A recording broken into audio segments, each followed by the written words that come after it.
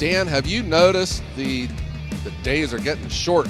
Man, it's getting dark. It's getting it's getting late early out there. It's getting late early. Yeah, that's a good way to say it. Yeah, it's the daylight is fading fast by the end of the day. Yeah, the days are getting shorter. I thought maybe I need some type of a portable light in my wood yard, but I don't know. It's also just easy to not work when it's dark. Yeah, it's it's like all right, it's getting dark. All right, time to call it a day. Let's go in. That's what I Yeah. usually do. The this early darkness though, it's made me realize a number of things. This new truck that I bought has a bunch of burnout light bulbs on it because I never noticed because I never drove it in the dark before, but it needs, the license plate lights. It's got some blinker lights out, and Oh, yeah, so I'll be taking another trip to the automotive parts store, uh-oh. get it set up. Yeah. Yeah, I don't. I set up. I have a little one of those battery packs, like the rechargeable battery banks, and I have that hooked up to a couple lights in my one shelter. And it's I usually just turn it on, and it's it's nice to be able to stay out there if you want to, but generally when it Yeah. starts getting dark, I just say, all right, I mean, I'm not running any like saws or any machinery. I'm usually just like bundling stuff up or tidying things up for the end of the day. You're hiding from your wife so you don't have to do any projects inside the house. Yeah, yeah, Yeah. just delaying that time to like go in and see what's on the list. Is your lighting good though? Is it shine in your eyes and annoy you, or is it pretty good? No, I have it. So I have a light attached on like the top of my one shelter, and so it's always just shining down. It's never like shining into my eye line. Like I'm not looking at it. It's just coming down on top of me. Yeah. Talk about annoying. And I just I just know the way things used to be growing up with driving cars and driving trucks, going down the road at night. I don't know when this started, but it seems to me that every vehicle on the road has its headlights shining right in my eyes when I drive. What's the deal with headlights on these cars anymore? You don't know if they got their high beams on or if that's just the way it is. I mean, every stupid car, that's coming towards you, it's blinding me. The low beams are high. The low beams are Yeah. bright. Yeah.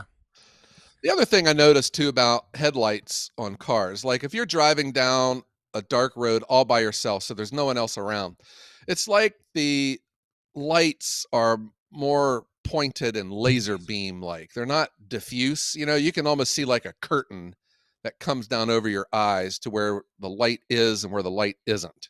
Yep. There's no like blending anymore. And it just seems like when I'm driving down the road, a car's coming the other way, it hits a bump and I'm blinded. It's like they're flashing you, but it's really they're just, they just go over a little pebble on the road and it makes their car bounce I and it will shines the say, lights right in my eyes. yeah, I will say what's nice though is with some of these newer models, they have the auto dimming and return to bright feature. So when Uh-huh. you're driving, the car will like detect light coming your way and it will switch to low beam, and when the light's gone, it'll go back to high beam. Yeah. You don't have to touch anything. It's just automatic. My wife, when I it's tough to be a passenger because she doesn't use her high beams. And it's so frustrating. There's just times when you're on the road all by yourself. I was like, turn on the high beams. What the heck? Yeah. I am on my dimmer switch all the time. I'm part of that school of thought too that believes the dimmer switch needs to be on the floor where it used to be back in the old days Yep. instead of on your column. Yeah, the old foot peg. Tick Yeah. click, tick click. Yeah. Yeah. Yeah. Just made things so much easier. You can keep both hands on the wheel and use your foot. Yeah, well now it's you just got to buy your wife a new car and then it will just auto switch. Ugh, cars. Yeah. Gosh. Yeah, cars. So, you were in a car now, or did you take your truck? You drove out to a, I don't know, what would you call it, Dan? A trade, not a trade show, like a craft show. A group of people you probably fit in very well with. These these artsy people that make little tinfoil uh, jewelry Trinkets. Yep. pieces, yeah, chains, dainty necklaces and stuff, and you went right into the middle of all them to sell your mini firewood and your wood stoves. Right. Yeah. I actually took my truck. I had my truck loaded up as full as I could get it. It was packed. There wasn't an inch to spare. Uh-huh. And it was at a winery, a vineyard and winery that's down in my hometown. And every year in the fall, they kind of have these like events where they'll have like wine tasting, they'll have live music, and then they have like vendors come in to sell, crafts and arts and whatever you want. My brother was Sure. there with his like canned vegetables and honey, and so yeah, I decided it would be an opportunity to. I had a couple things I wanted to test it out and see what that whole experience was like, and use that to prepare for the big show that I'm going to next year in March. Wow. And just to see, just get my feet wet, and then hopefully maybe make a few sales and get my name out there with the mini firewood and the tabletop fire pits. Yeah. In the business world, what you have just done is known as POC. Um, well, I just had a flashback to my youth. There was when we collected beer cans, there was a beer called POC. It stood for Pilsner on Call. But Oh, for you, yeah, for you, it was proof of concept. yes. So, yeah, how would you rate your POC? It was great. I would rate it very high. I learned a lot, both what I need to do differently and just the response from people that were not. There was, I would say, a third of the people had no idea that a tabletop fire pit existed. Yeah. The other third knew about them or had seen them, and then the other ones like had one or know someone with one. Uh-huh. So it was, and that was the big thing. I kind of had to pivot partially through the event and showcase more of the tabletop fire pit itself, because I sold almost all of the fire pits I had, and then each sale of a fire pit, I also sold wood to go with it. Yeah. Excellent. Though, I let's back out here for a second. I think what we are also seeing, and I think what you're doing is awesome, but what we're seeing is the versatility of firewood. There's a lot of people that maybe have never had any exposure to a fireplace or anything like that growing up, and they might live in a location where they don't even have a fireplace, or they don't have an opportunity for an outdoor wood, fire pit. Yep. And I think there's a novelty to it also, but I think it's functional and practical. It's what people like. It's what draws people together is a nice little fire, and it just shows the versatility of firewood.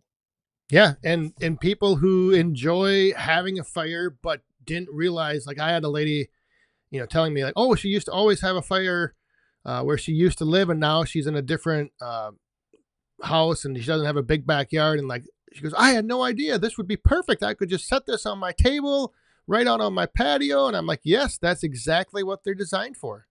Yeah, And so it was really interesting to just take in all those different perspectives of people, what their thoughts were, and then like I said, the bonus was I made quite a few sales. yeah, love it. This is what I think of when I think of firewood. I think of an opportunity to create a market, to create sales, to build a business, to build a customer network. A sales engine is what you're building here, Dan. And to each their own. If you're not into small firewood, some people it's just big chunks and that's it. But here you have allowed yourself to think outside the box and to see the role that a commodity of firewood can play in creating new markets. I think that's awesome, Dan. Yeah, thanks. It's fun and it's exciting and it's kind of a little worrisome as well because I I started to realize with the amount of people that were at this show compared to the potential amount of people that will be at the next show, like Yeah. I gotta get some things ready and I gotta be prepared and one of the big things I think we talked about maybe a few episodes ago was the cash and the credit card sales. Yep. And I had my little POS, my point of sale thing where I was able to accept credit card payments, and that was over half of my sales came through that. Oh, wow. Yeah, it Yeah. was very important to have that. Now you've given me another flashback to my youth because here in Ohio, POS usually was referring to my dad's old Ford. You know, it was like my first car. Yep, that's usually what POS stands for in my mind as well. Yeah, but let me ask you this though, Dan. Um, is sitting at a table like that on your weekend, is that for you? I would say after doing this, I am not sure that is my lifestyle I would want of a traveling vendor. Yeah. Uh, I could see though once you get dialed in and everything you need to take, how to set it all up. I could see where it would be, I don't know, for some people, but no, it's definitely not for me. Yeah. So we're talking about you though, Yeah, right? Because some no, people would just love to do this, to be able to sit and be around a bunch of people that kind of have the same interests. It's a nice way to socialize. I would think too, if you could get this set up, if you could get it branded, have it, made with your table and your signage and the product, that you could hire someone to do this for you. possibly. It's a lot of it's different. Like so, for example, my brother and my sister were also there as vendors, which made the day fun. Along with all these people walking around drinking wine and just being social. It was a good time. But like my brother, he has it set up where he'll bring his honey that he sells, and he has a crate with 40 little containers of honey, and that's like Yeah. all he'll sell in the day. Well, for me, like one tote holds maybe 4 boxes of wood, so I had to like haul in multiple totes. I had a lot of stuff that I needed to haul in, which makes it a little more challenging Uh-huh. compared to like vegetables or earrings. Like my sister sells earrings. Well, she brings in one tote, and that's all of her earrings in that one tote. Yeah. So setting up for her is easy. Setting up for me is a little more challenging. Yeah. So do you think that maybe what you've just done in attending these shows is really more of an opportunity for you to learn this market, to better arm yourself with an approach to drive more sales, and that you're ultimately going to live online? Yes. Is- Yeah. Uh-huh. That's the way I see it. Yeah. I mean, and that's the whole thing is if I would have only had with me, enough wood and enough of the fire pits to just display and not sell, I don't think Uh-huh. I would have gotten anyone to be like, okay, here's my website. Now, when you get home, go make your order. Like that wouldn't have Yeah. happened. No. Yeah. That violates the one of the Yeah. 5 rules of selling. Yeah. So I needed to have all my stuff there, and therefore it became a little bit more heavy of a process to get. I don't like I said. That's why I wouldn't want to do this every other weekend or every weekend. I've got the one big show coming up now next March that I'll do, and that'll probably be it. Uh-huh. All right. But did you drive any traffic to your website though? Did you notice any Yes, any increase? yes, I did notice the day after, and even continuing on. I mean, and I haven't sold any um I haven't sold anything online to people that were there just because I know the area that they're from. But being that I was putting a lot of stuff out on social media about the event and then following up to the event, I've actually had this past week, I've had every day, 5 days straight now, I've been shipping orders. It's Oh like a wow. new record for me. So it's definitely, gave me another opportunity to just kind of like have something different for content and to put out there to kind of increase that awareness online and bring more attention to the small wood. Yeah, I think this is cool. And you're you have you are going for it. You're developing this, and I mean, you're technically breaking a lot of these rules of firewood out there. You're touching the wood, and it's making you money. And That's kind of the yeah, hours are getting put on my tractor and my truck, and it's, but it's one of those things that I guess when you go to events and you go to expos and you go to all these different trade shows, I mean, a lot of the businesses there, they're not there to like make the sale right then. They're there to get their name out, get the awareness out. So being able to like use an event like this, as I mentioned, to like give me content for social media to get awareness out that way, it was definitely valuable for me to do. But I just yeah, I wouldn't do it again this weekend. yeah, right. Weekends are important, aren't they? Yes, they are. Uh-huh. But let's think about firewood here, though, for a second, Dan. Okay. A person out there may have a firewood business. You split and sell, you deliver it, you dump and go. What you have done, you cleaned up that commodity. You've cleaned up that firewood and you've added value to it. And you have created and you're going into an entirely different market. The Yes. people that buy your product probably would never want a dump trailer with 2 cords of firewood being dumped right onto their driveway. No. It's like the same way a person who would go to the grocery store and buy 2 bundles of firewood for $10 a bundle does not want a dump truck with a cord of firewood dumped right in front of their garage door.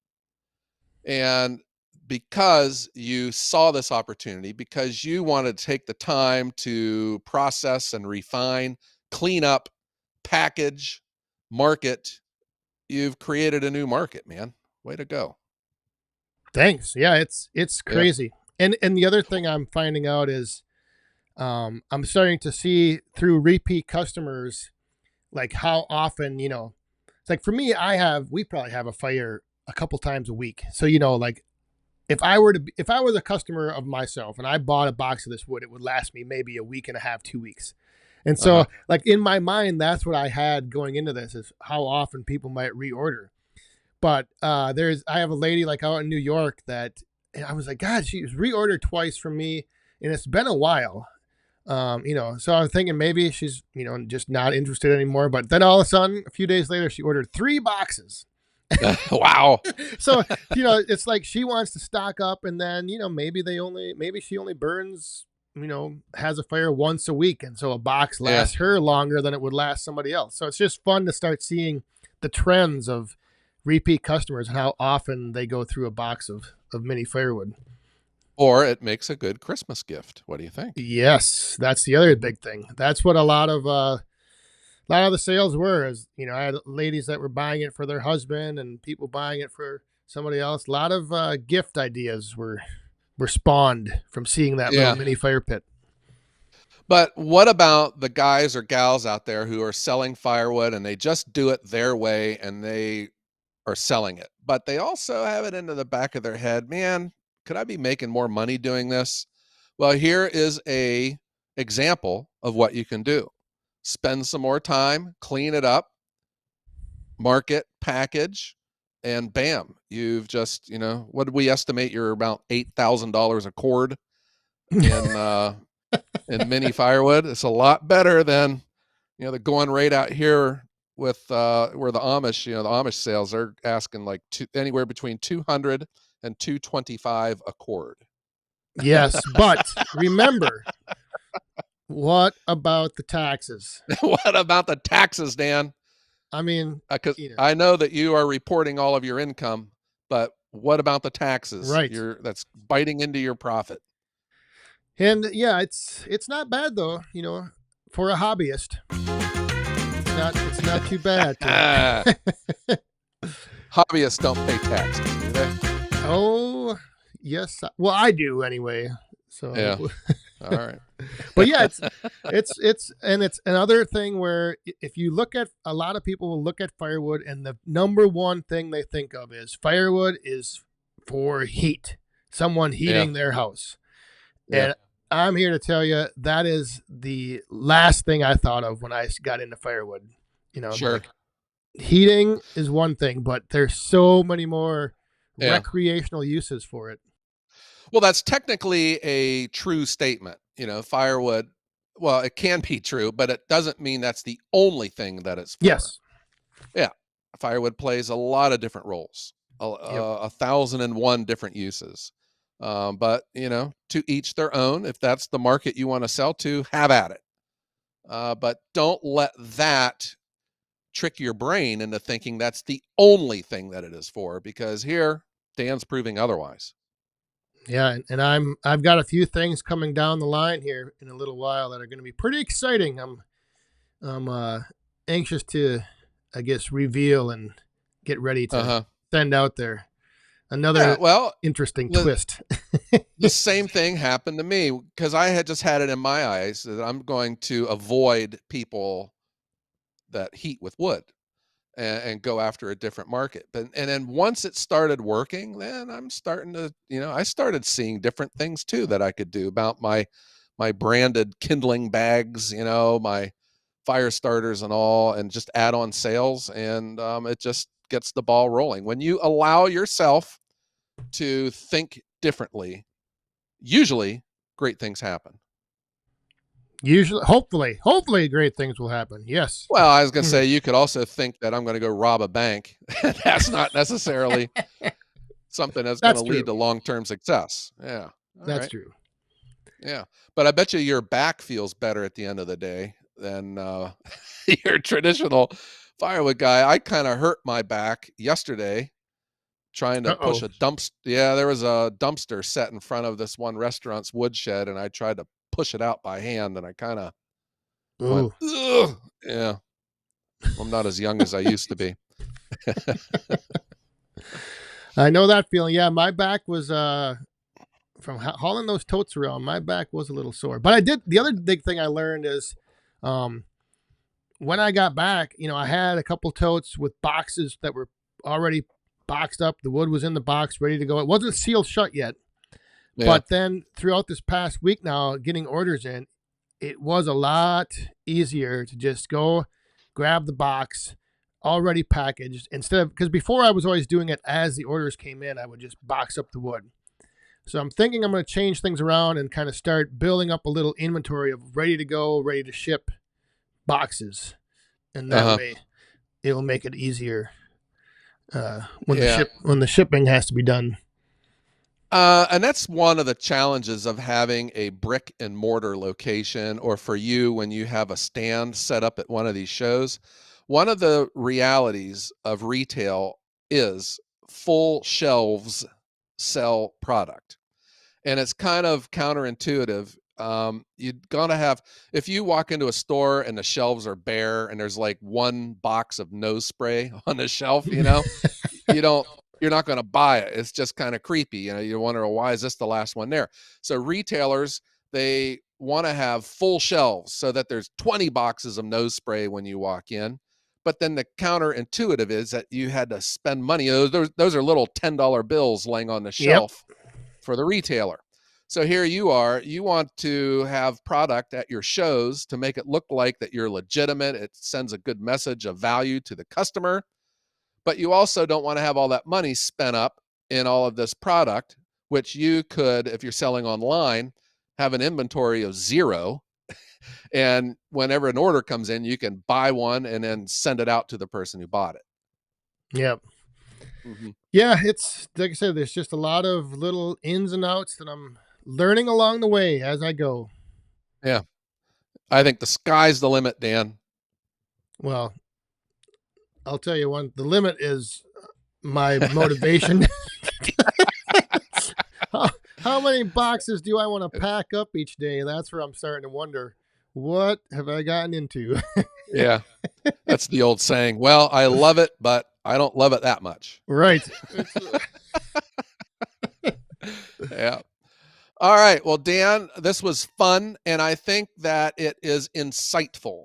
And for anyone out there listening, and it doesn't even have to be firewood, it's whatever it is that you're into, just take a couple seconds. Allow yourself to think differently, to quit doing it the way everyone else does it, or listening to people with the loudest voice of saying, this is the best way to do it.